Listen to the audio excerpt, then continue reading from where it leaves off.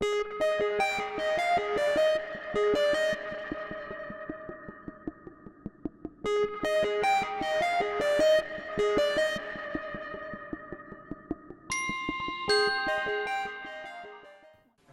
buenas tardes.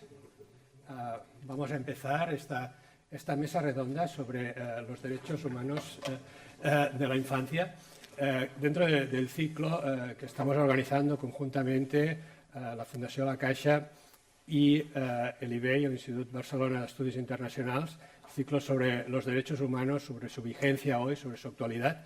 Y hoy, precisamente, pues vamos a dedicar sobre el tema de la infancia y la juventud. Para ello, tenemos con nosotros hoy tres expertos, tres personas que conocen con profundidad y están implicadas, además, directamente, desde distintas perspectivas, distintos ámbitos, en este tema, en el tema de los derechos humanos de la infancia. Por un lado, Chema Vera, que es director ejecutivo de UNICEF España. En segundo lugar, María Rodríguez Alcázar, que es actualmente miembro de la Junta del European Youth Forum, y finalmente Jorge Cardona, que es catedrático de Derecho Internacional Público en la Universidad de Valencia. Ellos van a hacer una primera presentación de 5 o 7 minutos para plantear un poco la cuestión general, su punto de vista. Yo les he pedido que en esta primera presentación hablen o planteen cuál es, en su opinión, la vigencia de la Convención de los Derechos Humanos, que fue aprobada por las Naciones Unidas en el año 1989, por lo tanto ya tiene más de 30 años y, por lo tanto, pues el mundo ha cambiado mucho, hay muchos problemas nuevos, otros tal vez han perdido intensidad. Hay, por descontado, también una gran diversidad de situaciones. La globalización ha aumentado de una manera impactante. Sabemos mucho más ahora que hace 30 años lo que está ocurriendo o lo que puede ocurrir en cualquier parte del mundo, incluido, por descontado, la protección en los derechos de la infancia. Todo eso nos lleva a pensar hasta qué punto esta convención y lo que se planteó en aquel momento sigue siendo un referente o no, o hay que revisar aspectos, o hay aspectos que deben discutirse más a fondo, y también hasta qué punto, si lo que se planteó, los derechos que se planteaban, hasta qué punto se están cumpliendo o hasta qué punto requieren esfuerzos adicionales para conseguir los objetivos planteados. Bien, después de esta primera intervención que ellos van a discutir un poco su punto de vista sobre estas cuestiones, vamos a abrir un debate. Yo plantearé algunas cuestiones iniciales y después abriremos al público en general, tanto a los que estáis aquí asistiendo al acto como también las personas que están conectadas y siguiendo el acto en streaming para recoger preguntas, opiniones, comentarios, etcétera. En primer lugar, va a tomar la palabra Chema Vera, que, como he dicho, era director ejecutivo de UNICEF España. Él es máster en cooperación internacional y tiene una amplia experiencia en el ámbito de la cooperación al desarrollo y fue coordinador de programas internacionales de cooperación en la Secretaría General Iberoamericana, la SEGIP, y posteriormente se integró en Oxfam Intermón como director general y en el año 2019 asumió la dirección ejecutiva de Oxfam Internacional. Desde el año 2021 es director de UNICEF España y desde aquí pues, se concentra en los temas de protección a la infancia. También publica habitualmente artículos de opinión en diversos medios de comunicación como La Vanguardia o El País. Por favor, Chema, creo que tienes una presentación. Sí, en este caso sí, pero ante todo gracias por esta invitación, tanto al IBEI como a la Fundación. Y a ti, Yacine, por la moderación. Yo lo que voy a hacer es un cierto marco de dónde estamos en relación con los derechos de la infancia, para desde ahí poder abrir un poco hacia ese juego de si es vigente, por qué es vigente, por qué hay que preservarlos, por qué hay que empujar y en qué direcciones haría falta empujar.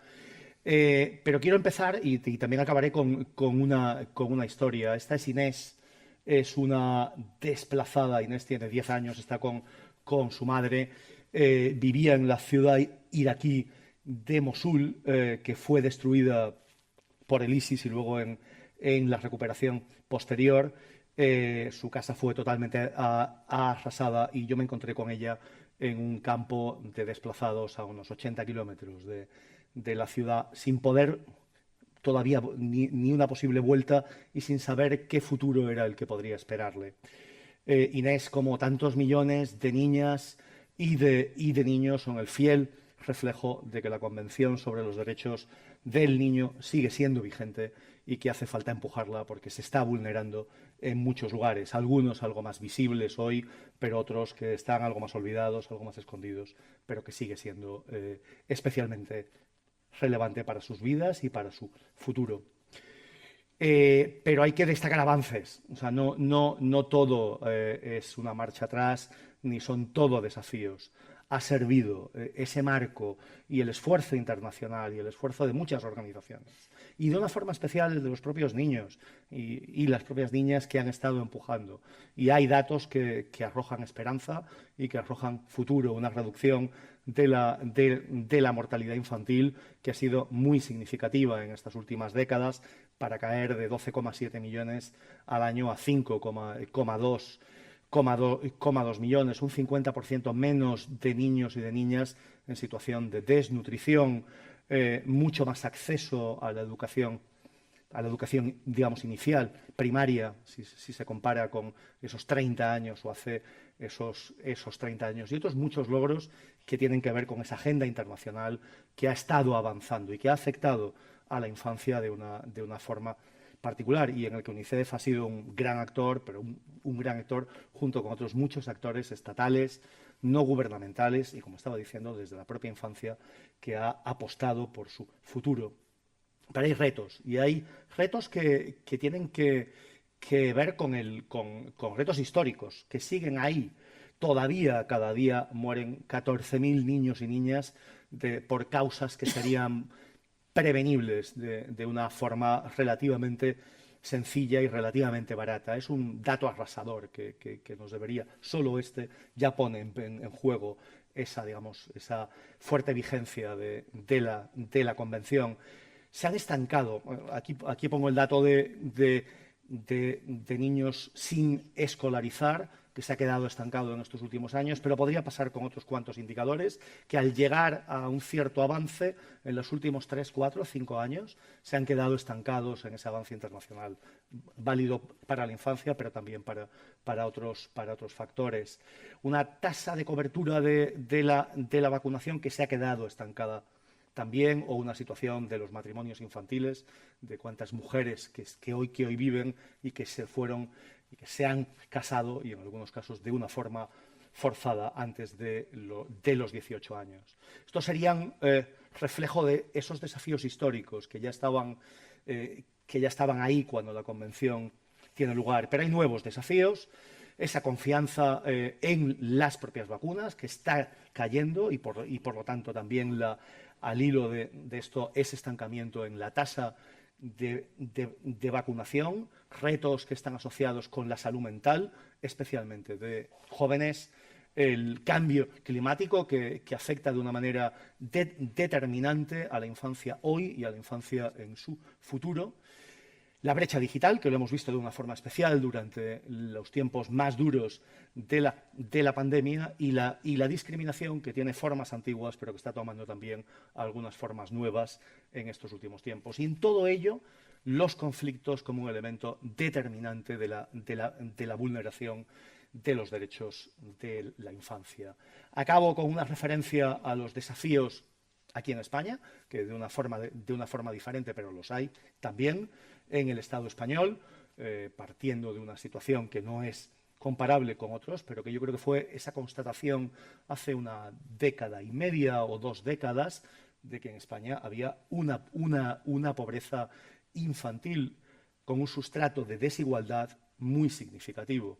Creo que en esto UNICEF fue una de las principales agencias para poner sobre la mesa ese reto de ese tercio casi de la infancia en el Estado español que está en situación de riesgo de pobreza infantil, retos educativos que no son menores, los la infancia que se desplaza o por conflictos y que busca refugio, o por la propia migración y que llega en muchas ocasiones sin acompañar, hasta ahora a nuestra frontera sur fundamentalmente, y ahora también con el flujo de refugiados ucranianos que estamos viendo y donde está habiendo una respuesta mucho más positiva desde sistemas débiles, pero de una forma positiva. Podremos hablar algo más sobre ello luego.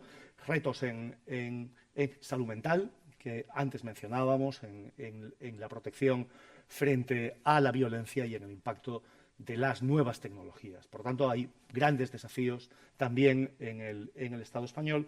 Y acabo con esta otra foto. Ellas son Safa y Marwa, dos gemelas que hasta los 10 años no fueron escolarizadas en el sistema educativo del país en el que nacieron y en el que han vivido sus 10 años. Y ese país es España, no es Sudán del Sur, no es Haití, concretamente Melilla. Esto ha sido así durante décadas para cientos de niños y de niñas, muchos de ellos habiendo nacido en el país, y justo hace un año, con una campaña global desde muchas instituciones, desde la Plataforma de Infancia, con la presión desde el Defensor del Pueblo, se consiguió que se regularizara esta situación de vulneración flagrante de los derechos de la infancia aquí también. Gracias, Yacine. Muchas gracias, Chema. Realmente, bueno, muchos temas los que has planteado. Como marco general. Un marco general que nos hace pensar y nos despierta muchas inquietudes. Me quedo tal vez con el dato que has mencionado de España, ya conocido, pero no por eso menos preocupante, de la importancia y el porcentaje elevado de la pobreza infantil en España, cuando realmente España es un país relativamente rico y que no tiene una desigualdad como la tienen en países de América Latina, por poner un ejemplo, ¿no? Realmente eso muestra que ahí hay un problema muy profundo, ¿no? Y que, bueno, espero que hablemos un poco más de ello después. A continuación, va a tomar la palabra María Rodríguez Alcázar, que actualmente es doctoranda en la Universidad de Gante, con una beca de la Fundació La Caixa en el Instituto de la Universidad de las Naciones Unidas, dedicado al estudio de la integración regional comparada. Su investigación se centra en los procesos de integración regional en África contemporánea, en el caso de ECOWAS, y también realizó un máster en estudios africanos en el Instituto Universitario de Lisboa. Por otra parte, ha colaborado en numerosas iniciativas en el campo de los derechos humanos de los niños y de la juventud, y actualmente es miembro de la Junta Directiva del European Youth Forum, una organización situada en Bruselas que representa, seguramente la más importante en Europa, que representa más de 100 organizaciones juveniles de ámbito de macroorganizaciones juveniles en toda Europa.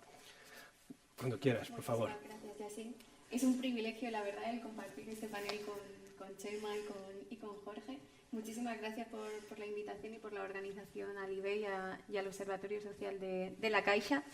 Y como decía, desde luego Chema ha hecho una introducción general que viene justo perfecta para introducir temas más concretos en los que me gustaría poner el foco en relación con los derechos no solo de la infancia, sino también de la juventud, ¿no? El qué pasa una vez que cumplimos 18 años, qué pasa con la Convención de Derechos del Niño, qué pasa con esa transición de derechos.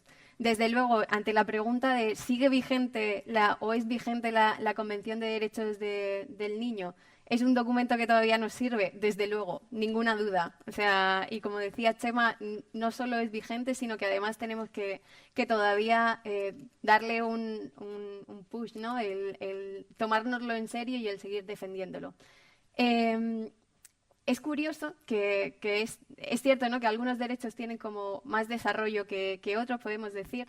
Hay interpretaciones de cada uno de los derechos dentro de la Convención, pero en particular uno que en España yo creo que todavía tenemos que ser muy críticos con el desarrollo que se está haciendo, es el de la participación de la infancia, ¿no? El de escuchar las opiniones de la infancia o el respetar esa expresión de la infancia. Muy recientemente, el año pasado, se creó el Consejo Estatal de Participación de la Infancia y Adolescencia, que además organizaciones de infancia, ¿no?, como UNICEF, la Plataforma de Infancia, estuvieron impulsando durante muchísimos años. Pero ¿es esto suficiente? ¿Es esto como a lo que aspiramos? Desde luego son, ¿no?, pequeños pasos que seguimos dando y que van desde luego en la buena dirección, pero aún queda mucho por desarrollar. En España Si miramos, por ejemplo, el derecho de la participación a través de asociaciones, o sea, la asociación infantil es un derecho, pero en cambio este no está apenas desarrollado. ¿Alguien ha visto alguna vez una asociación infantil?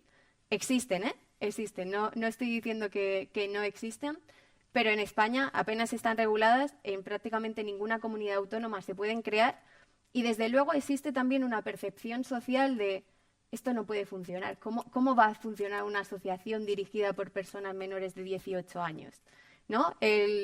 Incluso no se toma en serio aquellas deliberaciones que se tienen, que se desarrollan ahí. Lo vemos, por ejemplo, con asociaciones de estudiantes. O sea, no es algo que quede tan lejano. Una asociación de estudiantes de secundaria realmente es una asociación infantil. ¿Y de qué forma interactúa con la sociedad? Este, desde luego, es un derecho que en este momento requiere un desarrollo normativo, pero además requiere también un cambio de mentalidad, ¿no? Un cambio de mentalidad para ser conscientes o para poco a poco darnos cuenta de que aquello puede funcionar, aquello debe existir y además lo que sale de ahí debe tener un impacto y una proyección posterior en otros espacios. Esto ocurre con las asociaciones juveniles ya, ¿no? Y con los espacios de participación juvenil. Ya vivimos esa discriminación por razón de edad en espacios juveniles, que se supone que somos un poco más adultos, ¿no? Y que nuestra voz poco a poco se va teniendo más en serio. Pues con los espacios de infancia pasa exactamente lo mismo. Nos lo tenemos que tomar en serio y es una responsabilidad más social, común de sociedad y que desde luego se tiene que proyectar también en las políticas públicas. Entonces, el derecho a la participación para mí es como un gran reto que todavía se debe desarrollar y en concreto el derecho a la asociación. Pero además, como bien comentaba Chema anteriormente, hay una serie de derechos, ¿no?, que podemos llamar más emergentes, como por ejemplo los derechos en el ámbito digital, que tenemos que seguir desarrollando. Muy recientemente también tuvimos la observación general del Comité de Derechos del Niño sobre derechos en el ámbito digital, que todavía tenemos que seguir desarrollando, ¿no?, para que sea una realidad en el ámbito estatal. Y también la cuestión del medio ambiente, ¿no?, que además han sido pues, niños y niñas que han estado reivindicando esto y, ¿no?, como poniendo el tema más en la agenda. Por fin, porque además esto no es un reto emergente, sino que es algo que viene de largo plazo. Como comentaba también, una de las cuestiones que a nuestro juicio en el European Youth Forum más nos preocupa es, vale, tenemos todo un marco de derechos a través de la Convención de Derechos del Niño, tenemos una serie de mecanismos para proteger esos derechos, ¿no? Seguramente no es perfecto tampoco, pero existe todo este marco que es respetado y conocido, pero sin embargo, en el momento en el que cumplimos 18 años, entramos en una zona gris de derechos y, sin embargo, nuestra vida no ha cambiado tanto o tan radicalmente y seguimos sufriendo una discriminación pues, en el ámbito de la participación política o la representación. Seguimos estando infrarrepresentados. La juventud es el 25% de la población en Europa y, sin embargo, solo hay una eurodiputada que tiene menos de 25 años. Por poner un ejemplo, ¿no? También en la participación a nivel de voto, ¿cuál es la edad para votar? 18 años. ¿Están representadas las personas jóvenes o la infancia en los programas electorales? No, pues ahí tenemos también otro reto. Entonces, nos preocupa, ¿no?, que todos estos mecanismos que existen de protección de la infancia, que está genial, también deben existir para proteger los derechos de las personas jóvenes que quedan en esa zona gris y poco clara de derechos. Por eso, además, también el Consejo de Derechos Humanos de Naciones Unidas ya recomienda que se tenga en consideración el crear una convención sobre derechos de las personas jóvenes y esa creemos también que es la vía y creo personalmente que es la vía que debemos seguir. Muchas gracias, María. Sí, realmente esto que acabas de comentar al final es un tema que plantea muchos interrogantes, ¿no? ¿Dónde empieza y dónde termina la juventud? Y aparte de que puede ser una discusión general, pero cuando tiene impactos en derechos y en obligaciones es un tema que requiere mucha, digamos, reflexión, pero al mismo tiempo también hay seguramente posiciones distintas al respecto, ¿no? Y espero que reflexionar sobre podamos ello. discutir un poco sobre esto. Pero bien, a continuación tenemos al profesor Cardona, que es catedrático de Derecho Internacional Público en la Universidad de Valencia. Él es miembro del comité, o ha sido miembro del Comité de los Derechos del Niño de las Naciones Unidas. Es un comité, un órgano especial de las Naciones Unidas que supervisa la aplicación de la Convención de los Derechos del Niño, que ya hemos mencionado antes, que se estableció en el año 1989, y que para poder vigilar su aplicación, su cumplimiento, las propias Naciones Unidas crearon esta comisión. Y él ha sido el primer español en que ha sido miembro de este órgano y ha estado durante, creo, unos 10 años aproximadamente como miembro de este comité. Él además ha publicado, es autor de más de un centenar de publicaciones sobre derechos humanos, derechos de la infancia en particular, sobre Naciones Unidas, Unión Europea, seguridad internacional, entre otros temas, y ha llevado también a cabo numerosos proyectos de investigación nacionales e internacionales sobre estas cuestiones. Muchas gracias. Muchas gracias, Jacín. Bueno, en primer lugar también muchas gracias al IBEI y al Observatorio Social de la Fundación de la Caixa por la invitación. Yo aquí ya me siento en casa porque cada 3 o 4 meses vengo a alguna actividad y entonces es realmente muy agradable. La pregunta que nos hacía Jacín de entrada era si la Convención de los Derechos del Niño sigue teniendo sentido a fecha de hoy, con todo, después de 30 años de convención que hacemos, ya la hemos superado. La Convención de los Derechos del Niño supuso un cambio, supuso el final de un proceso de cambio de paradigma de cómo se contemplaba a los niños y niñas en el derecho. Tradicionalmente en la historia los niños y niñas eran mini adultos, objetos que estaban ahí, ¿no? Pero ya con el espíritu del final del siglo XIX, que empieza esa idea de la infancia como algo bonito, como algo que cuidar, se traduce en la consideración de los niños y niñas como algo que hay que proteger, como un objeto que debe de ser protegido. Esa visión implica una visión tutelar. Los adultos son los sujetos de derecho y cuidan, protegen a esos objetos que son los niños y niñas hasta que lleguen a ser adultos y por lo tanto ciudadanos de pleno derecho. Frente a esa visión, la Convención de los Derechos del Niño es el fin de un proceso que se va iniciando fundamentalmente a partir de la Segunda Guerra Mundial, después de la Segunda Guerra Mundial, de conseguir que se vea a los niños y niñas no como algo que hay que proteger, no como un objeto que debe de ser protegido por el derecho, sino como un sujeto de derecho. No considerar a los niños y niñas como los ciudadanos del futuro, sino como ciudadanos hoy, que tengan sus derechos reconocidos y protegidos hoy. Lo que viene a decir la Convención en una frase es: no hay que proteger a los niños y niñas, hay que proteger los derechos de los niños y niñas. Y si protegemos sus derechos, ellos estarán protegidos. Como si protegemos los derechos de las personas de edad, y lo digo porque me ha ocurrido viniendo como anécdota en el metro de la estación de Sants hasta aquí, que una señora de mediana edad se ha levantado para cederme el asiento y me he sentido un viejo total. Se ve que mi pinta ya es terrible, yo que todavía me veo joven. Pues si se reconocen los derechos de las personas mayores estarán protegidas. Entonces, eso es la Convención de los Derechos del Niño, considerar los niños y niñas como sujetos de derecho, como ciudadanos que deben de poder ejercer todos sus derechos. Lógicamente, la Convención nos dice que un niño o una niña es un sujeto en evolución. No es lo mismo un niño o una niña de 3 meses, yo quería poner esto, de 3 meses, de 3 años, de 8 años, de 15 años o de 17 años. Se es niño o niña hasta los 18 años, nos dice la Convención. Pues, lógicamente, es un sujeto en evolución y hay que especificar el ejercicio de los derechos a la situación de esa evolución en las capacidades del sujeto. Por lo tanto, eso es lo que hace la Convención, especificar los derechos y establecer mecanismos de protección de los derechos de los niños y niñas, pero proclamando que son sujetos de derecho. ¿Cuál es el problema? El problema es que el papel es muy flexible y da mucho de sí. Consagrar esto en el derecho, en un texto, es muy fácil. Ya está hecha la convención. Costó unos cuantos años de negociación, pero ahí está. Y a partir de ahí, todos los estados, sin excepción, han ido modificando sus legislaciones.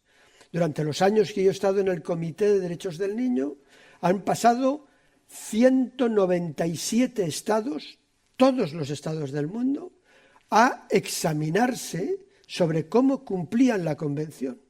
Y en todos los estados uno veía cómo habían avanzado modificando las leyes y tenían nuevas leyes para garantizar mejor los derechos de los niños y niñas. Pero una cosa es la ley y otra cosa es la práctica, que era lo que nos preocupaba en el comité. Y la práctica depende de la concepción social que tenemos, de la mentalidad que tenemos sobre los niños y niñas.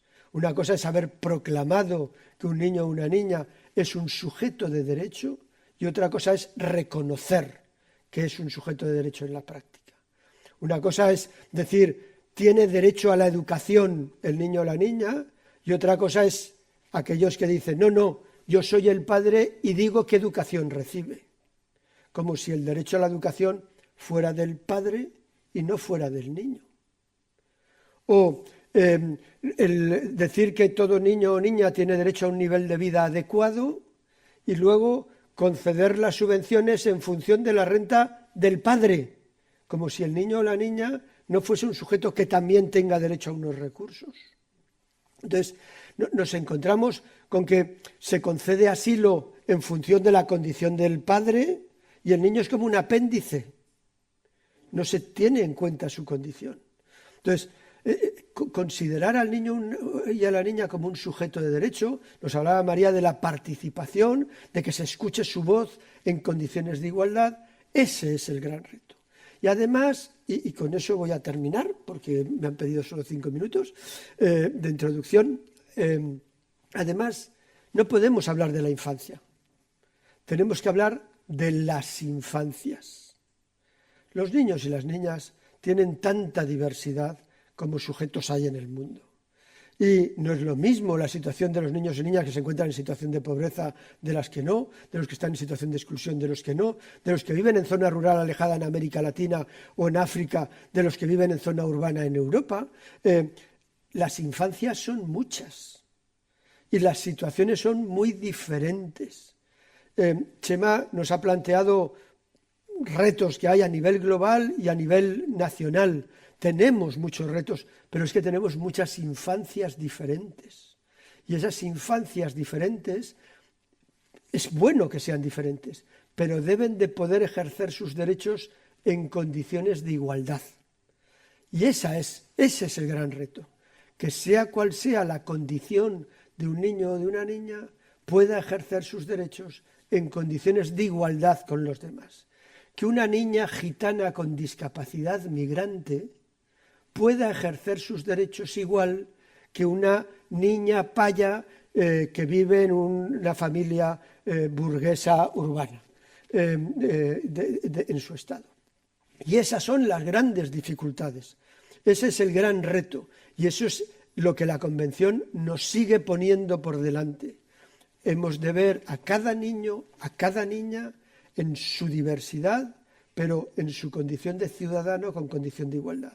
Y ahí los retos son muchos y en muchos ámbitos. Y espero que tengamos tiempo para hablar de alguno. Vamos a intentarlo, tenemos bastante tiempo. Muchas gracias a los tres por vuestras presentaciones iniciales.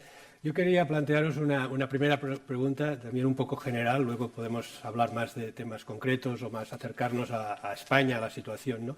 Pero que es la pregunta de si os pensáis que después de estos 30 años y teniendo en cuenta los problemas que habéis planteado, las dificultades, podremos decir que se ha consolidado una universalización de los derechos de la infancia. Si son universales, o pensáis o consideráis que hay contestación, decirlo de alguna manera, en algunas sociedades o distintos gobiernos o países o colectivos o ideologías, o se ha convertido en algo ya asumido universalmente como un hecho, por decirlo así. Aparte, luego puede haber muchos problemas para ponerlos en práctica, pero ¿podemos considerarlos como unos derechos universales o aún no?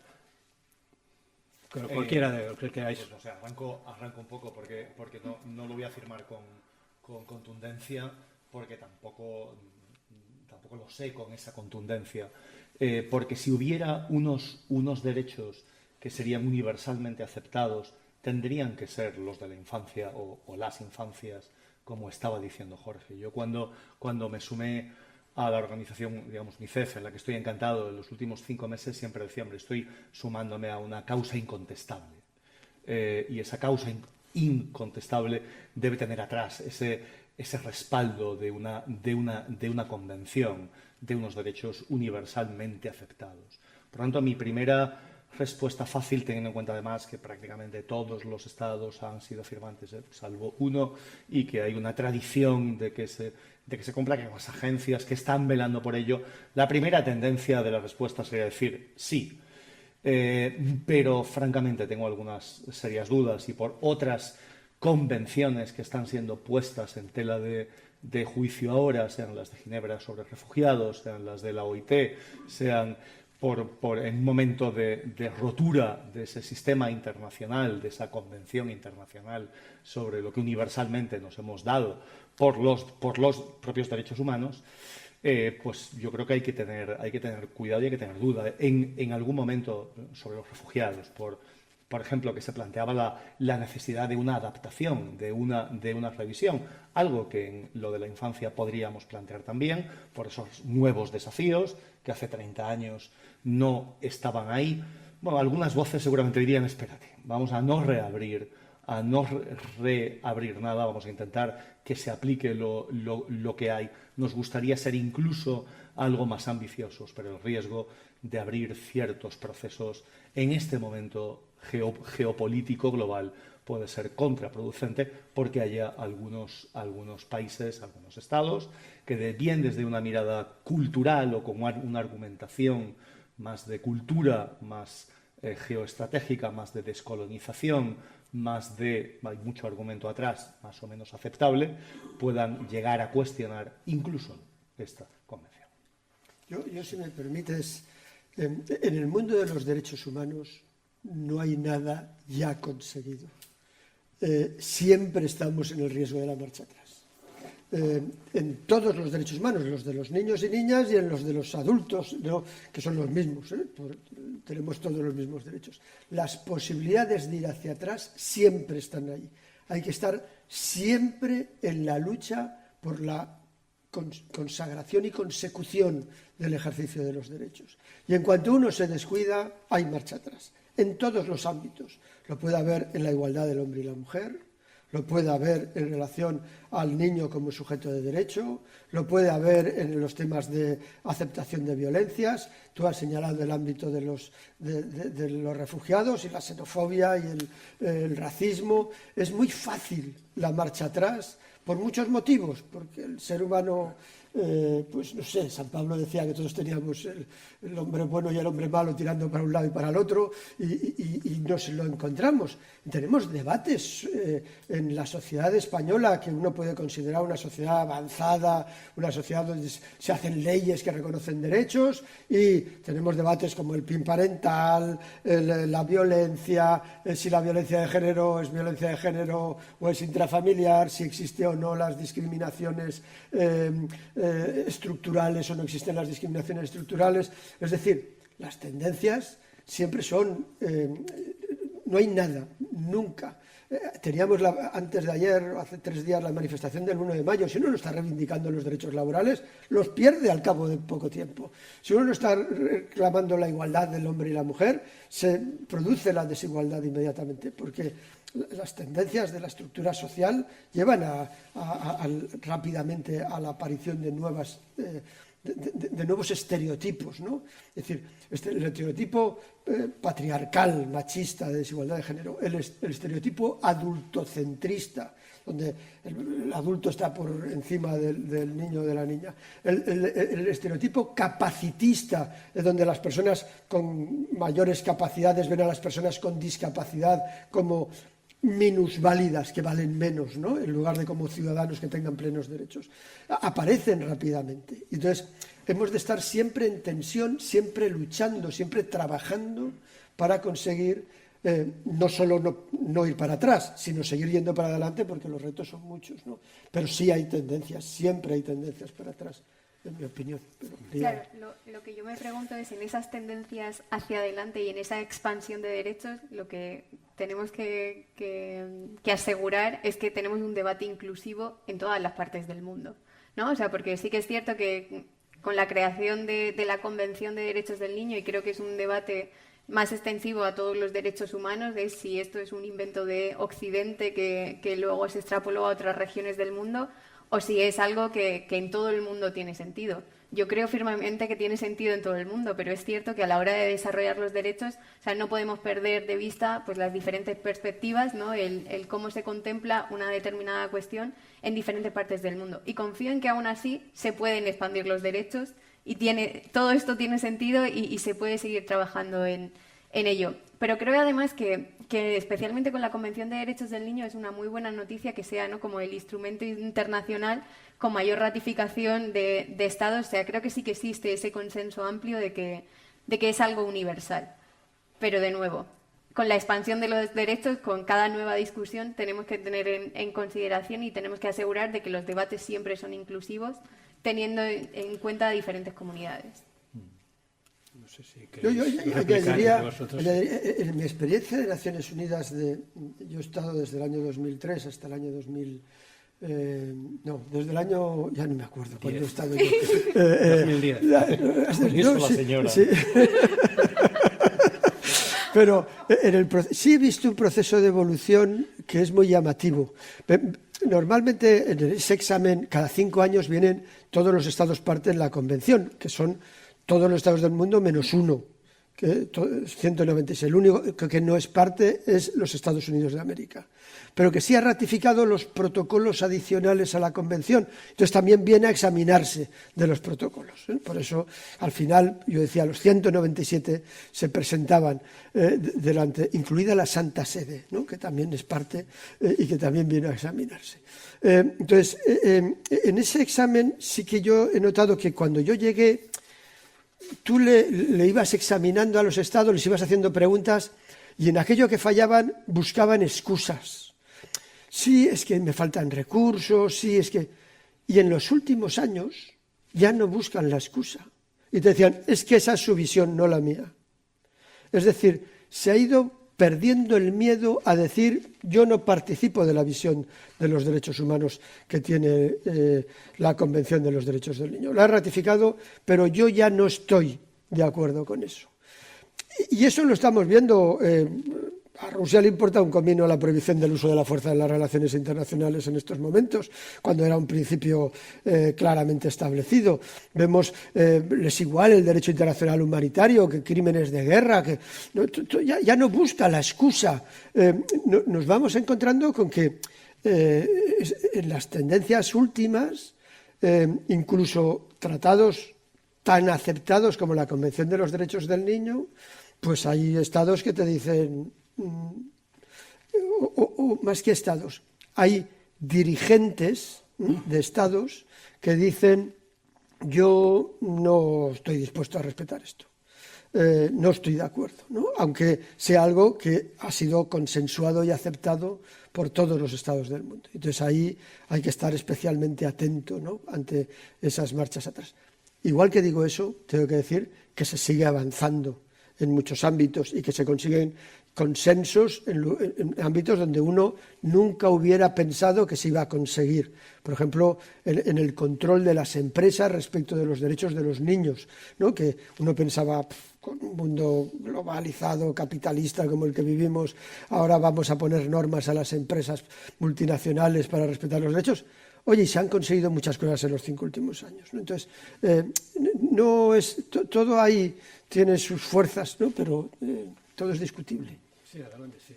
Sobre el sector empresarial igual podíamos ahondar un poco más, porque yo creo que puede ser una fuerza de cambio. A mí me interesaría, podemos preguntarnos un poco, sí, sí, claro. que María puedas profundizar algo más en los derechos humanos, desde la Convención de los Derechos de la Infancia, pero digamos expandido hacia ese paraguas que nos engloba, y la gente joven, es decir, cómo se están acercando a ellos. Realmente es algo que asumen, que lo hacen suyo, que tienen una voluntad de empujarlo, a hacerlo cambiar, a hacerlo valer, o es algo también antiguo.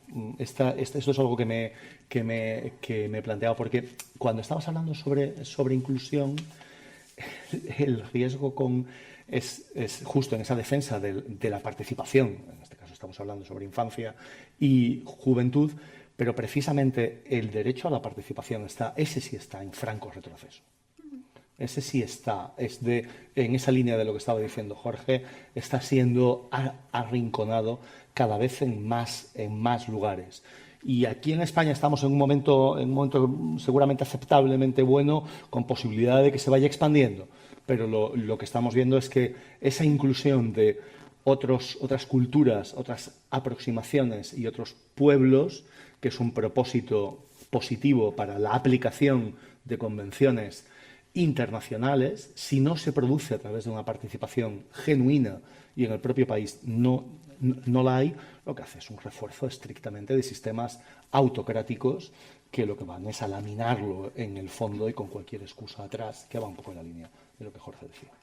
Bueno, y lo vemos ahora mismo también con toda la polarización que hay en determinados temas, ¿no? Socialmente. O sea, que es muy relevante. Me preguntaba sobre si los jóvenes genuinamente se creen los derechos o los derechos de la infancia en particular.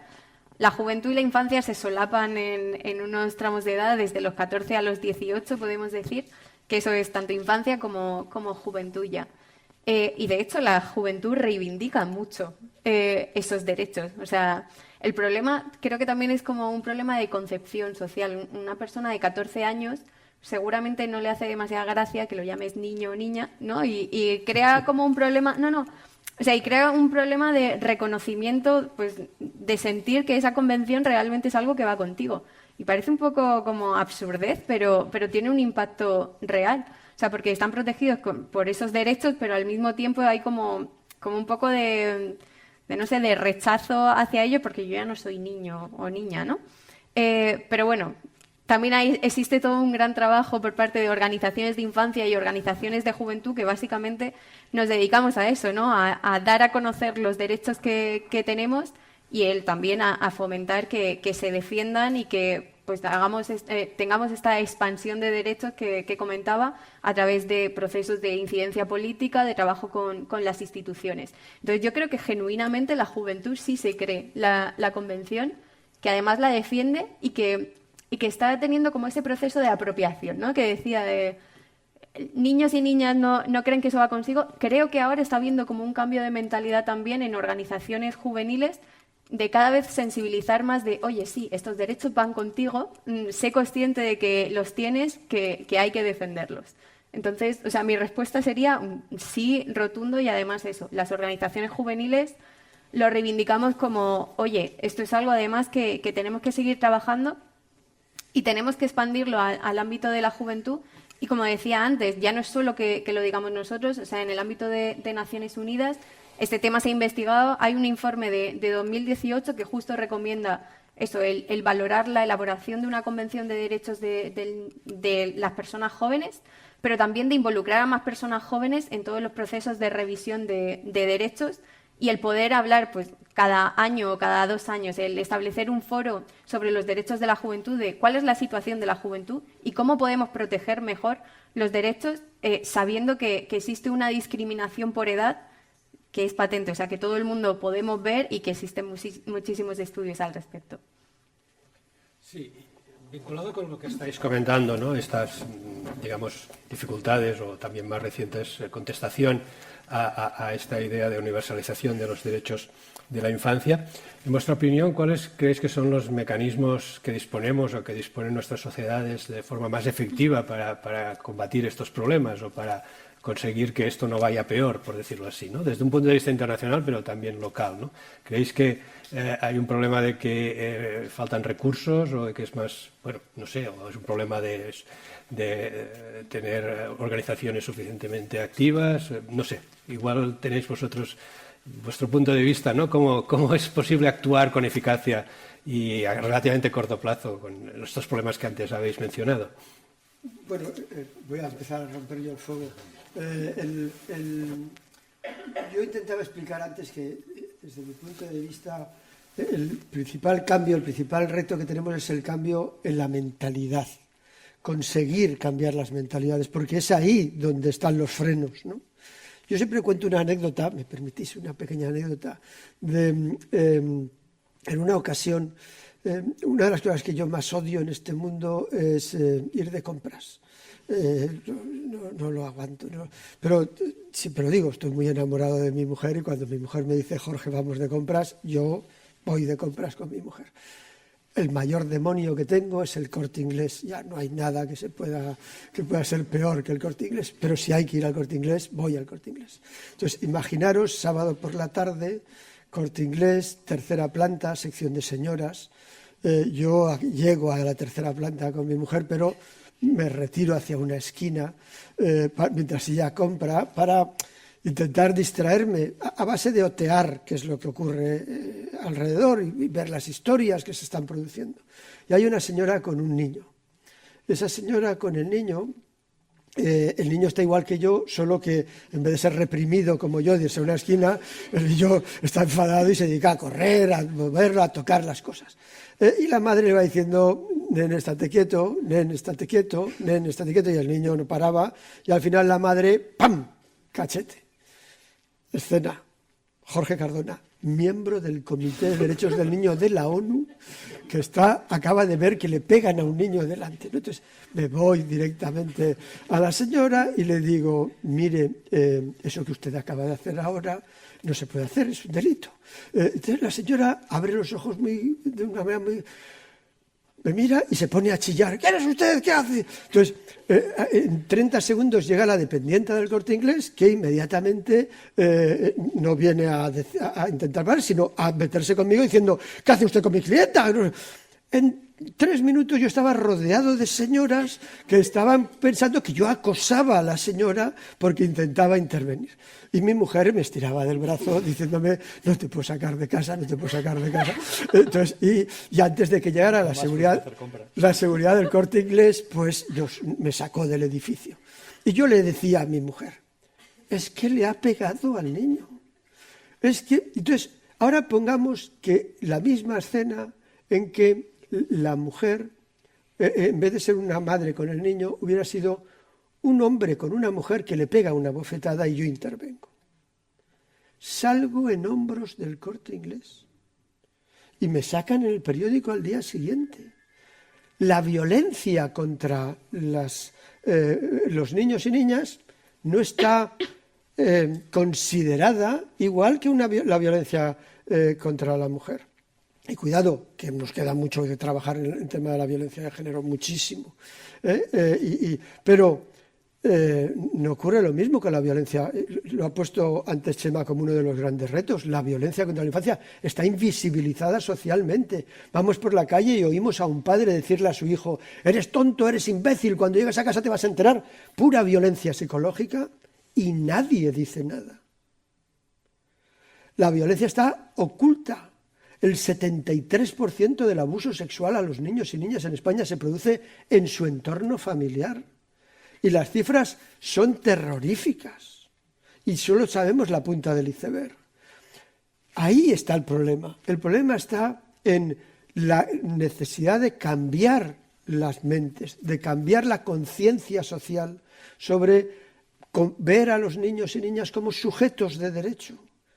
Yo siempre el 8 de marzo salgo en la manifestación, pero siempre pienso, ¿algún día habrá una manifestación como esta sobre la violencia contra los niños y las niñas? Contra la infancia. Porque el drama es igual. Entonces, es ahí la clave. La clave es la educación. La clave es la formación de los profesionales. Nos encontramos con jueces que no entienden al niño o niña como sujeto de derecho, con una ley excelente que prohíbe el cachete y que te dicen, bueno, pero es que ¿qué vas a hacer con el niño? No voy a adoptar medidas contra el padre porque le haya dado una bofetada. Pues el derecho te permite muchas cosas, no hay que meterlo en la cárcel por una bofetada perdiendo los nervios, pero hay otras medidas que se pueden adoptar y la ley te las permite adoptar, pero no se adoptan porque los jueces no tienen formación, porque los trabajadores sociales no tienen la formación necesaria, porque los maestros no tienen la formación necesaria, porque en los médicos a nadie le explican los derechos de los niños y niñas. Llega una madre o un padre con su hijo y le preguntan al padre, ¿qué tiene el niño? ¿Cómo que tiene el niño? Pregúntale al niño qué tiene, ¿no? ¿Que no es un sujeto?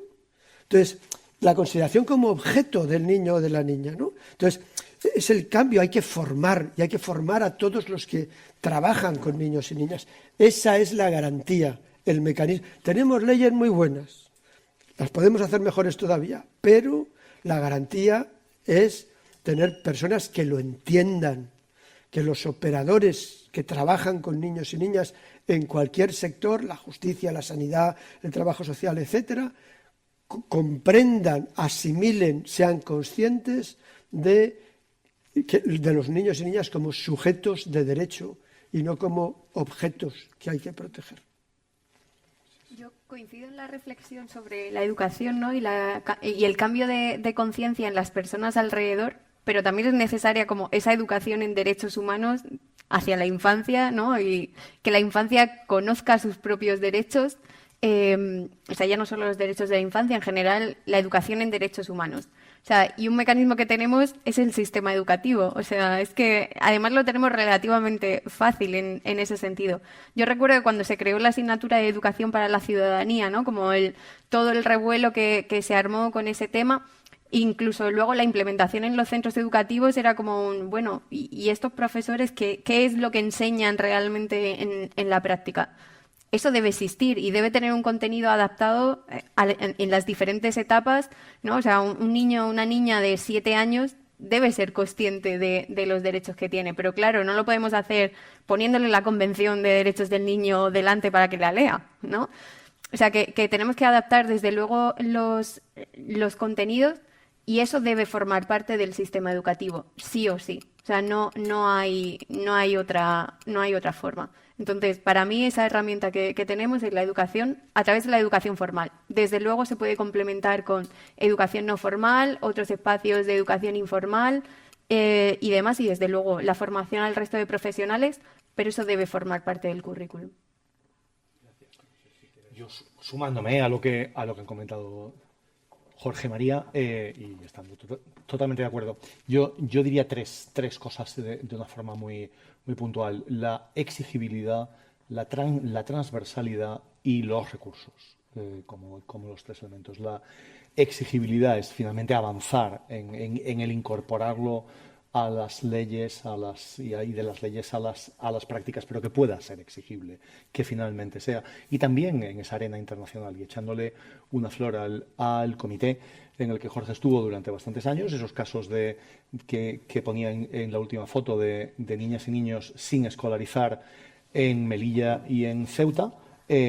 Algunos de ellos fueron escolarizados a raíz de que se interesó el comité por el caso puntual. Por lo tanto, la instancia internacional es absolutamente crítica y cuanto más poder tenga, estamos en un tiempo difícil, pero estamos en un tiempo difícil, hemos estado en muchos tiempos difíciles. Eso no quiere decir que no haya que seguir peleando por ello y también aspirando a ello. Por lo tanto, exigibilidad tanto en la arena nacional como en la internacional, la transversalidad en cualquier política, lo cual pasa por ese cambio de mentalidad que estaba diciendo Jorge antes. Es difícil que en la ley de cooperación, pongo esta porque la tengo cerca, de cooperación internacional para el desarrollo sostenible, realmente tengan un enfoque de infancia adecuado, si ese cambio de mentalidad no se ha producido en los funcionarios, en los propios políticos que están haciendo, como hay tantísimos temas, pues esto acaba siendo el 36, uno más. O el sistema de acogida a los refugiados aquí en España, que lo que las compañeras en UNICEF me comentaban siempre es que ha sido ciego a la infancia hasta ahora. Claro, ciego cuando estamos hablando de la cantidad digamos, de esa infancia que se desplaza y que está viniendo hacia nuestro país en estos últimos años. Por tanto, la transversalidad presente en todo aquello, en todo lo demás, en las otras políticas y en las otras leyes. Finalmente, recursos. Quizá podemos hablar un poco más sobre ello luego, pero fondos, la preservación de la inversión para la infancia de una forma creciente y acotada, o sea, que esté, digamos, con las vallas máximas para que no se pueda tocar, ¿no? Gracias. Sí. Yo creo que estaría bien hablar de este último punto, ¿no? De los recursos. Y un poco mi pregunta, sí, para los tres es, y habéis hablado, lo habéis comentado, ¿no? Los derechos de la infancia, las regulaciones, la mejora de las leyes que se han hecho a nivel de muchos estados. Pero mi pregunta es suficiente la regulación? Parece que no, lo habéis estado comentando, ¿no? Luego, la consecuencia es decir, bueno, ¿cuál es el problema? Faltan recursos. ¿Qué tipo de recursos serían necesarios? ¿Qué tipo de políticas? Muchos estados, sobre todo estados ricos, gastan mucho dinero en infancia, pero básicamente para estimular la natalidad, ¿no? Esto tal vez es un tema distinto, pero hasta cierto punto hay una cierta desconexión entre las políticas de natalidad y las políticas de derechos. Mi pregunta ¿es necesario poner más recursos? ¿Y dónde habría que poner los recursos para que estos derechos que estamos hablando realmente sean efectivos, ¿no? ¿En qué tipo de políticas? Tal vez aquí en España, pero tal vez más en general a nivel internacional. ¿Dónde creéis que sería importante apostar en términos de recursos? Bueno, hay que apostar. Cuando estábamos en el Comité de Derechos del Niño, nos dimos cuenta en los diálogos con los estados que normalmente viene una delegación presidida por un ministro o una ministra. Normalmente el ministro o ministra de Bienestar Social, o el de Educación, o el de Justicia en alguna ocasión. Y vienen acompañados de muchos funcionarios de diversos ministerios, ¿no? Del Ministerio de Educación, del Ministerio de Justicia, del Ministerio de Sanidad, pues como les hacemos preguntas para poder responder a las preguntas. Pero nunca venía nadie del Ministerio de Hacienda, ¿no? Del Ministerio de Hacienda. Entonces, claro, tú les ibas diciendo, pero es que, es que no tenemos recursos. Y dice, bueno, pero en sus presupuestos públicos ya nos gustaría a nosotros. Ya. Entonces, claro, te encontrabas como si el Ministerio de Hacienda o el de Presupuestos Públicos, como se llame en cada estado, fuese algo separado del Estado. O sea, el Estado está obligado a cumplir la Convención, pero el Ministerio no. El Ministerio de Economía o el Ministerio de Presupuestos Públicos, esos son unos señores de negro malvados que están ahí con los dineros y que si quieres te doy un poquito y si no, no te doy nada, ¿no? Entonces, y claro, ante esa situación, el comité quiso explicarles a todos que esos ministerios forman parte del Estado y que tienen que hacer los presupuestos públicos respetando los derechos de los niños. Hicimos una observación general, la observación general número 19. Una observación general es un documento en el que el comité explica a todo el mundo, a todos los estados y a todos los operadores, un artículo de la Convención o un tema en relación con la Convención, ¿no? Entonces, en vez de hacer una observación particular a un estado, se hace general para todos, ¿no? Y la observación general 19 lleva por título Presupuestos públicos y derechos del niño, de la niña y los adolescentes, ¿no? Como lo decimos en español. Entonces, ahí se explica cómo, en primer lugar, los niños y niñas deben de participar en la elaboración de presupuestos públicos, porque se tienen que participar en todos los ámbitos y también en el legislativo, también en el de los presupuestos públicos. Cómo hay que tener responsables dentro de los ministerios de presupuesto público, el de Economía, el de Hacienda o como se llame, que tengan, igual que hay, en todos hay uno responsable de igualdad de género. Todos los ministerios de Economía tienen un responsable de igualdad de género, para ponerle perspectiva de género al presupuesto. Pues hay que ponerle perspectiva de infancia al presupuesto. Y lo primero es poder identificar en los presupuestos públicos el dinero que se destina a infancia. Intentarlo. Es, a fecha de hoy, imposible. Uno se va al presupuesto de educación, será todo para los niños. Yo qué sé, ¿cómo distingo los salarios de los profesores? Eso ya no va para los niños. Los de infraestructura, unas partidas que son imposibles de comprender. Yo no puedo identificar cuánto dinero se destina en España a la libertad de religión de los niños, y a la libertad de pensamiento, y a la de información. Cuidado, que no hay ningún derecho a coste cero. Para poder tener derecho a la libertad de información, es de tener una información accesible, amigable, que yo pueda entender. ¿Cuánto dinero hay en los presupuestos públicos del Estado, de las comunidades autónomas, de los ayuntamientos? Hemos intentado investigarlo, imposible saberlo, si es que hay algo que se dedique a ello. Entonces, es necesario eso, porque al final los presupuestos públicos no se trata de gastar más, se trata de gastar mejor. Los presupuestos tienen que ser eficaces, eficientes, sostenibles. No podemos endeudar a los niños y niñas para las generaciones futuras. Por lo tanto, uno tiene que hacer presupuestos sostenibles. El presupuesto tiene dos partes, los gastos y los ingresos. Los ingresos, los impuestos, ¿cómo tienen perspectiva de infancia?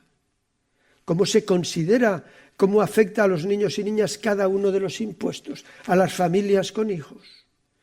Entonces, todo eso es un tema que hay que tratar y que no es lo mismo para España que para Uruguay, que para Mali, que para China. No hay recetas perfectas para nadie, pero hay que hacer presupuestos públicos con perspectiva de infancia, donde se identifiquen los derechos de los niños y niñas, donde puedan participar los niños y niñas y donde además podamos identificar cada una de las partidas para que si hacemos un ajuste presupuestario no sepamos cuáles son las consecuencias, que es lo que nos ocurrió en el 2007. Se hicieron ajustes presupuestarios y después vimos las consecuencias. El índice de pobreza infantil estaba en el 19% desde el año 2000 hasta el 2007, continuo. Se adoptaron medidas sin saber las consecuencias y en el 2014 estábamos en el 32% de pobreza infantil, por las consecuencias de las medidas presupuestarias adoptadas. Y es que si yo no sé lo que se dedica a infancia, no puedo saber cuáles son las consecuencias de un ajuste presupuestario. Entonces, eso es fundamental, el que tengamos personas que sepan presupuesto público y sepan derechos del niño. Volvemos a la formación, a la necesidad de especialistas en todas partes, en medicina, en presupuestos, en trabajo social, en todas partes, porque así es como conseguiremos que efectivamente sea una inversión eficaz. UNICEF, y ahí Chema podrá hablarnos mucho, tiene todo un departamento que se dedica a los temas de inversión en infancia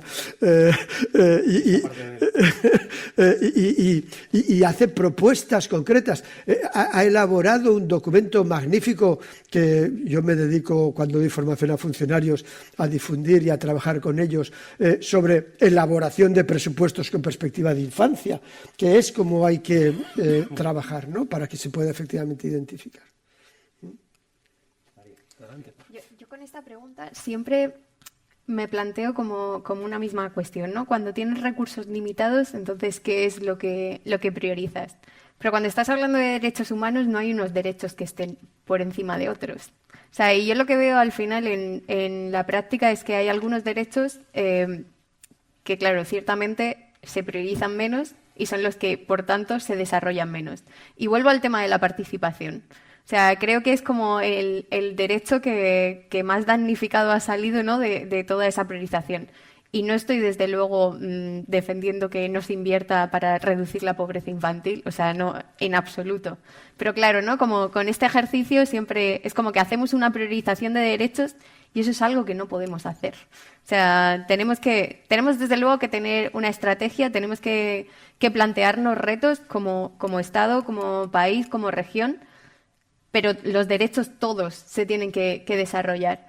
Entonces, claro, siempre me planteo en el momento en el que tienes que centrar tus recursos, ¿cómo haces esa decisión? Pero desde luego, o sea, si hay unos derechos que no tienes prácticamente desarrollados en tu Estado, tienes que poner el foco en ellos. Y creo que en este sentido también el comité, con las revisiones que se hacen de la Convención, ¿no? Y cómo España, en este caso, cumple la Convención, el Comité de Derechos del Niño siempre nos da pistas, ¿no? Estas recomendaciones de en qué se debe trabajar. Pues creo que esas son, ¿no? como las guías que debemos seguir como país a la hora de hacer esa inversión. O sea, esa es la prioridad, yo creo.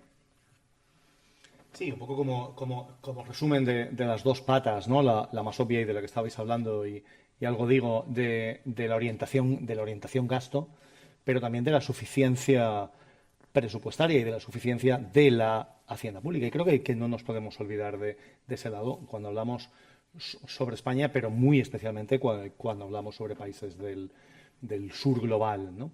Porque al final, efectivamente, son reflexiones válidas, pero luego el ministro de Hacienda llega, el ministro de Hacienda y dice, es que hay 18, entonces hay que ver cómo se pasa de 18 a 27, porque se puede pasar a 27.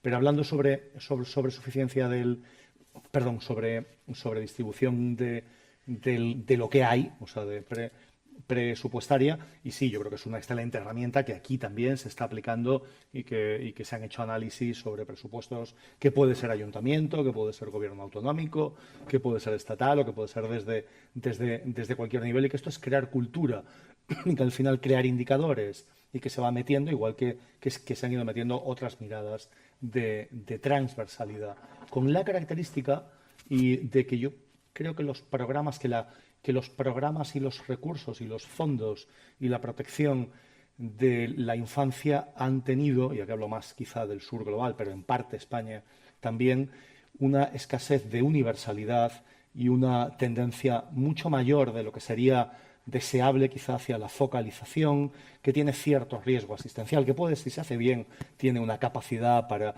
reducir la desigualdad, pero que si no se hace con suficiencia, con permanencia en el tiempo, tienen un riesgo asistencial y un riesgo de quedarse en la parcelación, en el pequeño proyecto, en el pequeño programa, en esta administración pública, finalmente con una mirada de esos viejos asuntos sociales que quedaban en la cola, ¿no? Y que finalmente era, bueno, pues muy el último ministerio que finalmente entraba en ese posible reparto. El paso a la universalización de la protección de la infancia y de la protección social, creemos que es un paso que es muy importante, aunque se complemente luego con algunos programas de focalización que sí aborden algunas situaciones de exclusión más duras y que también tiendan a la reducción de desigualdades. Pero el lado de la suficiencia es que es crítico y a mí me da un poco de... O sea, a mí me encantaría vernos más a las organizaciones de infancia y a las de derechos mujeres y a las en el lado tributario, ¿no? En el lado de... Por un lado, por lo que decías, Jorge, del impacto que cada tributo tiene sobre la infancia o sobre la mujer o sobre los jóvenes o sobre cualquier grupo o por el hecho de cómo se consigue ese incremento que permita que no entremos en esa competencia entre los derechos que al final es, no, pero la cultura, pero los derechos culturales, pero bueno, no, o sea, tendría que haber una suficiencia para poder garantizar. Y existe esa posibilidad. Hay tantos estudios que muestran que la capacidad de incrementar la potencia recaudatoria de las haciendas públicas en el mundo entero, con combinación de medidas fiscales, de cancelación de deuda externa, de medida financiera internacional, permitiría un ejercicio y una dotación de recursos para garantizar esos derechos de la infancia mucho más sustantiva de lo que hay ahora, que acaba siendo puntual, o de la ayuda al desarrollo en ciertos países. Estando de acuerdo con todo lo que se ha dicho, de todas maneras, coincido con María. En primer lugar, no hay ningún derecho más importante que otro. Todos los derechos son iguales. Eso lo ha dicho el Comité de Derechos del Niño por activa y por pasiva, y lo dice la Observación General 19 también de un modo muy claro. Pero no todos los niños son iguales. Los recursos son escasos y una perspectiva de derechos implica la atención a las situaciones de especial vulnerabilidad. Entonces, hay niños y niñas que se encuentran en una situación de especial vulnerabilidad porque tienen unas necesidades, porque tienen una discapacidad múltiple, porque viven en una zona rural alejada, porque viven en situación de pobreza, y los presupuestos tienen que estar atendiendo a esa diversidad, a la incidencia de esas situaciones de vulnerabilidad, porque si no, no vamos a poder ejercer los derechos en condiciones de igualdad todos los niños. Si yo adopto medidas de desgravación fiscal, pues solamente los que pagan impuestos podrán hacerlo, y me estaré dejando fuera a todas las familias que no pagan impuesto de la renta porque no tienen ni siquiera para poder pagar ingresos suficientes para tener que pagar la renta. Pero esos no se desgravan nada. No me voy a meter con los dirigentes de la Caixa aquí. Pongamos a la familia Botín. Entonces, estos, sin embargo, se van a desgravar todo. Entonces, no tienen ni pies ni cabeza, ¿no? No estamos atendiendo a la vulnerabilidad. Entonces, son situaciones en las cuales es fundamental que a la hora de poner los recursos se atienda, sabiendo que los recursos siempre son escasos, a las situaciones de especial vulnerabilidad. Todos tenemos todos los derechos, pero no todos estamos en las mismas condiciones. Y por lo tanto, cuando no hay para todos, sabiendo que todos los derechos son iguales y que hay que garantizarlos todos, hay que atender a aquellos que se encuentran en situación de especial vulnerabilidad. No que son más vulnerables, que las personas no son vulnerables, les coloca la sociedad en situación de vulnerabilidad, ¿no? Entonces, los que hemos colocado en situación de vulnerabilidad deben de ser los primeros en ser atendidos, y eso debe ser clave y fundamental en la asignación de recursos. Gracias. Bueno, este es un tema para el debate, ¿no? Universalismo versus intervenciones a los más necesitados, ¿no? Pero ya está avanzando el tiempo y creo que ahora pues la idea sería abrir al público, pues si tienen ustedes algunas preguntas que quieren formular a los participantes en este debate. ¿Hay alguna pregunta? Sí, adelante, por favor. Creo que le van a pasar el micrófono.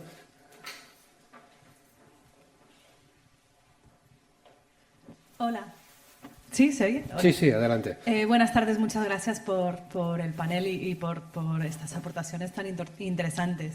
Hay un tema que me está viniendo a la cabeza mientras están explicando esto, y ese es el tema del cambio climático, que es desde una perspectiva, es una vulneración especialmente de los derechos de la infancia, porque los que van a vivir el mundo cambiado son los que son más jóvenes ahora mismo.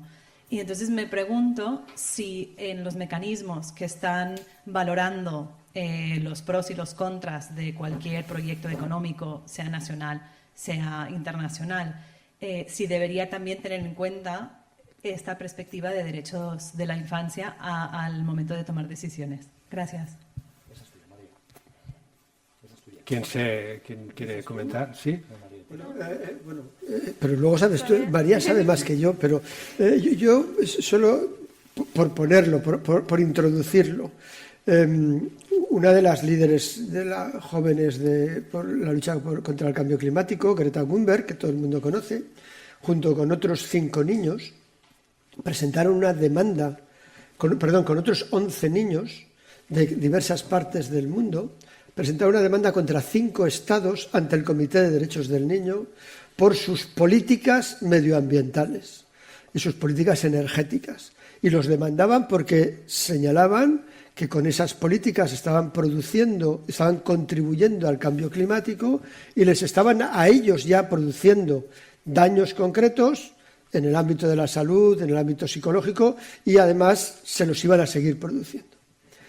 El Comité de los Derechos del Niño, ante esa papeleta que tenía ahí colocada, porque era una papeleta compleja, ha emitido su dictamen el año pasado, en el 2021, en el que al final se tiene que declarar no competente porque no habían agotado los recursos internos. Para poder acudir al comité, primero tienes que agotar los recursos internos. Y ellos no habían ido antes a los tribunales internos demandando a esos estados. Pero dice, no obstante, si se agotan los recursos internos, 1, seríamos competentes y 2, hay materia.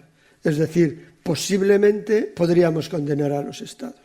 Es decir, ya el Comité de los Derechos del Niño ha colocado encima de la mesa las políticas medioambientales y las políticas energéticas, sobre todo con las energías fósiles, que están llevando a cabo. Los estados eran Alemania, Turquía, Canadá y no recuerdo qué otros dos. Posiblemente están violando los derechos de los niños. Y no solamente en su territorio, sino en otras partes del mundo, porque el cambio climático es global, ¿no? Entonces, ese es un elemento fundamental. Eso llevó también al comité, y ya le paso a María para que a realizar una observación general sobre el medio ambiente, cambio climático y derechos del niño, ¿no? Que se aprobó y se publicó hace muy poco. Y sigo desde ahí, o sea, realmente es como el gran ámbito de expansión de derechos, no tanto de expansión de derechos, sino de la interpretación que se hace.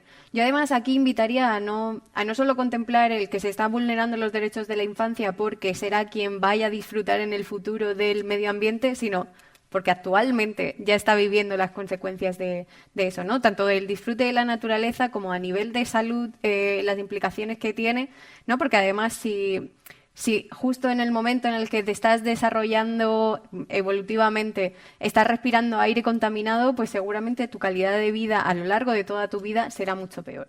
Entonces, o sea, veámoslo también con esa perspectiva de presente, no es solo por las consecuencias que vaya a tener en el futuro, no es solo porque vamos a vivir en el futuro, pues seguramente lluvias torrenciales y zonas desérticas donde ahora mismo no existen, sino que ya está teniendo consecuencias en el presente.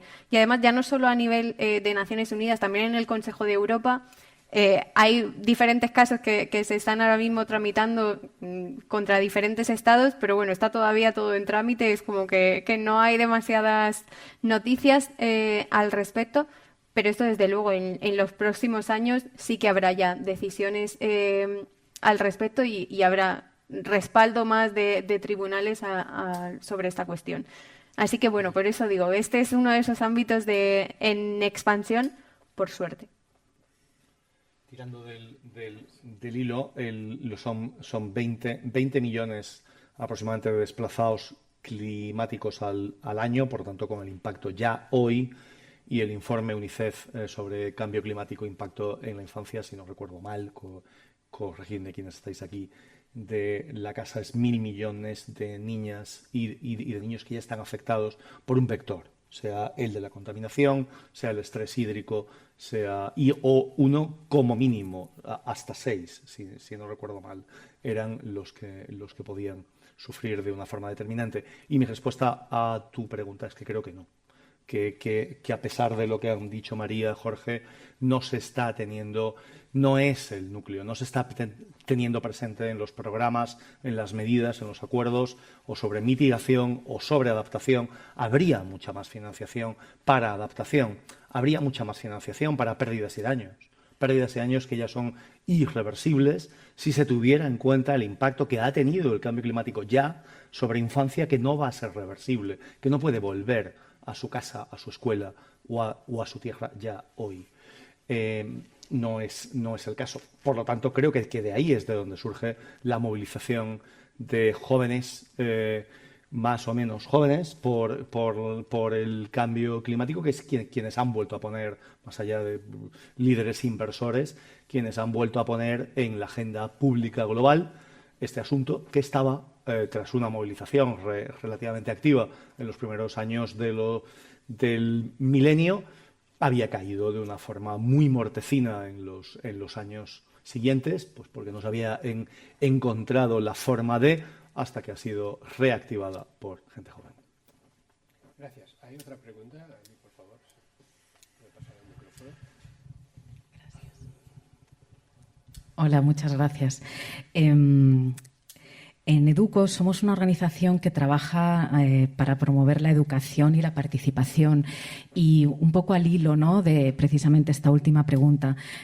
Muchas veces nos preguntamos cómo, promoviendo una educación crítica y de calidad y una participación efectiva y real, ¿no?, ¿creemos que eso puede ser realmente un instrumento para parar el incremento, el aumento de los populismos que estamos viviendo en estos momentos en todo el mundo? Yo lo creo sin duda.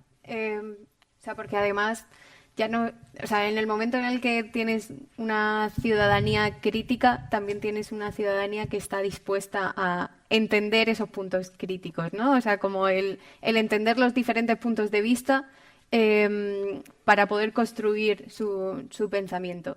Con lo cual, mi respuesta es, desde luego, sí, porque eso promueve que haya una sociedad también más inclusiva. Y eso previene de una radicalización en tu discurso, ¿no? Del no querer escuchar lo que pasa a tu alrededor, sino simplemente estar en tu cámara de eco. Creo que además crea una ciudadanía curiosa sobre los diferentes puntos de vista, cuáles son las posiciones, porque al final podemos tener diferencias, pues, en ideologías, en nuestro pensamiento, pero lo suyo es que podamos vivir todavía en sociedad. Con lo cual, esa educación crítica al final a lo que enseña es al vivir en sociedad de forma en la que puedas entender a todos los demás y además te interesa el construir una sociedad mejor para todo el mundo. Y para construir esa sociedad mejor para todo el mundo tienes que entender también cuáles son las necesidades del resto de personas que te rodean. Con lo cual, sí, desde luego. Bueno, yo creo que, con independencia de que tú nos lo podrías explicar mucho mejor todavía, porque quiero decir, por si alguien no lo ha llegado a entender, trabaja en Educo, y Educo es una organización que trabaja en el ámbito de la infancia, en el ámbito de la educación en un sentido muy amplio, formal e informal, y en muchos otros ámbitos que no son estrictos. Y efectivamente, la educación... Para cambiar el mundo hay que cambiar la educación. Entonces, lo primero es conseguir que efectivamente haya una educación que sea de calidad, que sea equitativa, que sea inclusiva y que enseñe en el ámbito de la visión crítica del mundo, donde se fomente el diálogo y donde efectivamente, si conseguimos que la educación funcione así, conseguiremos acabar con los populismos, que en el fondo son intentos de buscar soluciones en una frase de Twitter. Entonces, uno, en cuanto tiene el más mínimo espíritu crítico, sabe que una frase de Twitter nunca puede dar una solución, porque se necesitan más palabras para poder explicar una realidad, ¿no? Entonces, eso es fundamental. Yo creo que estáis haciendo un excelente trabajo y os felicito por ello y aprovecho. Pero vosotros y otras muchas organizaciones, ¿no? Es decir, que aquí también está UNICEF y también está realizando un excelente trabajo en ese ámbito, pero creo que es el modo, además, de cambiar el mundo. Tengo un trabajo publicado que lleva por título eso, cambiar la educación para cambiar el mundo, y creo que es la clave fundamental, ¿no? Yo solo señalaría, estando totalmente de acuerdo, que tendemos quizá en estos momentos a pensar en la educación, sector educativo, escolarización y lo que le rodea, incluso en un sentido más amplio, incluso la no formal, la relación con el entorno familiar, y que eso que tengamos claro que esta es una batalla que se libra también en otros espacios ahora, especialmente en redes, y ahí seguramente estamos todavía en los inicios y seguramente muy por atrás de donde deberíamos estar y de la velocidad que están llevando pues ciertos canales, ciertos mensajes y una influencia muy determinante. Esa sensación de que estamos en conflagración ¿no? Y es un espacio que, aunque intentamos estar en él de una forma positiva y que tiene aspectos ciertamente positivos que hace falta aprovechar al máximo, pero no es un terreno en el que estemos acostumbrados. Seamos honestos y donde estamos rápidamente poniéndonos, pero seguramente siempre con un cierto retraso sobre siempre lo que hay. Mucha dificultad, porque mi principal experiencia con los jóvenes, no con los niños, con los jóvenes, son mis estudiantes en la Facultad de Derecho, que es mi principal actividad. Y yo, que pretendo ser un profesor metido en nuevas tecnologías y que aportando, pues empecé pronto a poner vídeos como material complementario para la docencia. Pero en estos momentos, cualquier vídeo que dure más que uno de TikTok no es visto por los estudiantes. Entonces, claro, tú tienes que transmitir mensajes en vídeos de 20 segundos, que es muy complicado, porque en cuanto dura 3 minutos el vídeo, dice, es que es muy largo y eso ya no lo vemos, ¿no? Entonces te dice, Dios mío, y estoy hablando de jóvenes universitarios, a los cuales ya hacerles leer un libro no quiero contar lo que cuesta, pero es complicado porque efectivamente son esos mensajes cortos, son las redes sociales las que en estos momentos más están influyendo en todos esos ámbitos. Pero rompamos algo positivo, digo yo. Es un dato que siempre doy cuando hablo sobre UNICEF en este tiempo, porque es de los que me sorprendió más. Hay 28.300 niños y niñas en este país que están en consejos de participación. 28.300. O sea, esto con una decantación que algunos harán más o menos. Es decir, esto es fruto de una larga estrategia educativa determinada a abrir espacios, a formar en unos valores, a formar en el valor de la participación, de la palabra, de la propuesta, de la crítica, y que acaba decantado en unos espacios que yo he estado en, digamos, alguno de ellos en el ámbito estatal, en el Parlamento español, de una potencia política y de un simbolismo muy alto. Y esto es fruto de lo que hay atrás, de muchos años. Claro, no. O sea, es que lo cierto creo que como en todo el proceso educativo se fomenta demasiado poco el diálogo, ¿no? Y la interacción. O si pensamos en una clase normal de secundaria, es como profesor o profesora soltando una sesión de 1 hora a estudiantes que están tomando notas. Entonces, claro, también tenemos que pensar en cuáles son los espacios que generamos para construir esa sociedad que habla, ¿no? Y que interactúa, que comparte opiniones. Claro, sí, bueno, pues lo mismo es un vídeo de TikTok, pero siempre se puede seguir hablando de ello, ¿no? Seguir tirando del hilo. Pero yo incluso eso lo he vivido en la universidad, ¿no? Que uno a priori piensa que la universidad es un espacio de diálogo y donde puede reflexionar sobre las ideas, e incluso ahí no siempre. Entonces, claro, creo que igual como sociedad también tenemos que el tomarnos un poco más en serio esos espacios de interacción. No estamos perdiendo el tiempo cuando escuchamos a otros. O sea, tiene un valor también. Y claro, a veces parece que no simplemente nos interesa nuestra opinión o las cosas que van en nuestra línea. Y tenemos que darle valor también a esas opiniones diferentes e interesarnos un poco más también por lo diferente. Gracias. Bien, nos estamos acercando ya al momento de tener que terminar, pero si hay aún una última pregunta, podríamos aún... ¿No? Bien, pues muy bien, pues lo dejaremos aquí, si acaso, no sé si quieren hacer algún comentario final, pero creo que con estas últimas intervenciones nos ha quedado muy claro el papel de la educación, ¿no? Y el papel del diálogo en empoderar, de decirlo de alguna manera, y hacer efectivos los derechos de la infancia. Nada más, muchas gracias a todos por su asistencia y muchas gracias a los participantes por su participación. Interesantes. Gracias.